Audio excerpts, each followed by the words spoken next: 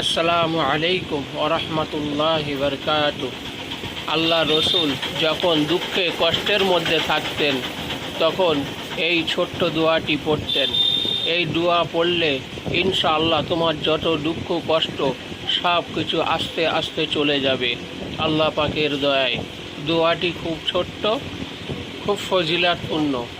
দোয়াটি হলো এই: ইয়া হাইয়ুম ইয়া কাইয়ুম বিরহমাতিকা আস্তাগীস, ইয়া হাইয়ুম ইয়া কাইয়ুম বিরহমাতিকা আস্তাগীস, ইয়া হাইয়ুম ইয়া কাইয়ুম বিরহমাতিকা আস্তাগীস, ইয়া হাইয়ুম ইয়া কাইয়ুম বিরহমাতিকা আস্তাগীস। আল্লাহ রসুল যখন দুঃখ কষ্টের মধ্যে থাকতো এই দোয়াটি পড়তেন তিনি।